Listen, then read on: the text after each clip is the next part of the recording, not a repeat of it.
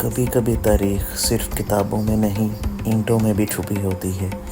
ایسی اینٹیں جن کے پیچھے وقت کا ایسا سناٹا چھپا ہے جو آج بھی چیخوں کی گونج سناتا ہے۔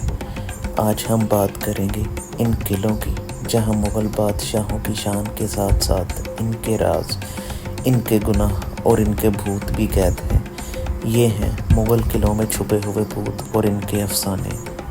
ہم بات کرتے ہیں لاہور کے شاہی قلعہ کے بارے میں، وہ جگہ جہاں بادشاہ سلامت کی شان و شوکت کی کہانیاں آج بھی دیواروں سے ٹپکتی ہیں، لیکن ان دیواروں میں ایسی خاموشیاں بھی ہیں جو صدیوں سے کسی راز کی محافظ ہیں۔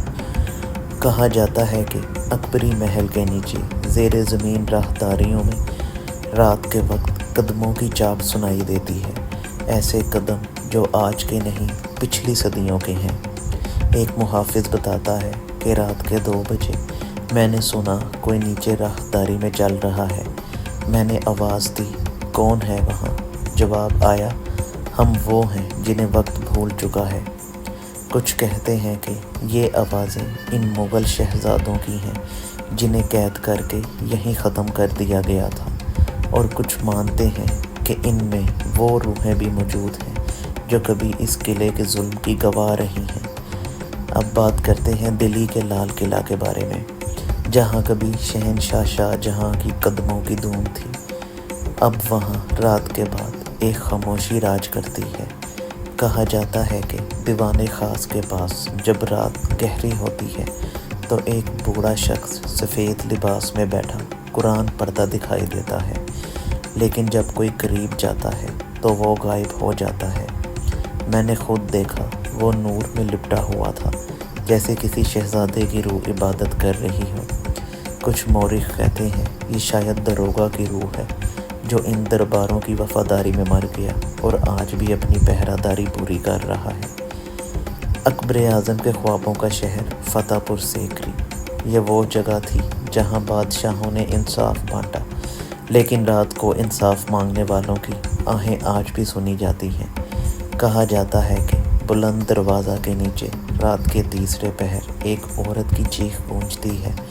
لوگ مانتے ہیں وہ ایک عام عورت تھی جسے عدالت اکبری میں بے گناہ ہونے کے باوجود سزا دی گئی، اور اب اس کی روح انصاف مانگتی ہے۔ ایک دیہاتی بتاتا ہے کہ ہم لوگ رات کے وقت یہاں سے نہیں گزرتے، وہ عورت گزرنے والوں کو آج بھی نظر آتی ہے۔ آگرہ کا قلعہ، جہاں شاہ جہاں نے اپنی زندگی کے آخری سال قید میں گزارے، کہتے ہیں ہر 15ویں شب چاند پر مینا محل کے قریب ایک دھندلا سا سایہ تاج محل کی طرف دیکھتا ہے۔ لوگ مانتے ہیں یہ خود شاہ جہاں کی روح ہے جو اپنی محبوبہ ممتاز کو دیکھنے آتی ہے۔ ایک لوکل گائیڈ بتاتا ہے، میں نے کئی بار وہ سایہ دیکھا ہے، وہ بس کھڑا رہتا ہے تاج کی طرف، پھر دھیرے دھیرے غائب ہو جاتا ہے جیسے ہوا میں گھل گیا ہو۔ اب ہم بات کریں گے گوالیار کے قلعے کے بارے میں۔ گوالیار کے قلعے کی راتوں میں سپاہیوں کی گونج، قلعے کی دیواروں میں جلتی مشلیں، یہ سب کہانیاں آج بھی مقامی لوگوں کے لبوں پر زندہ ہیں۔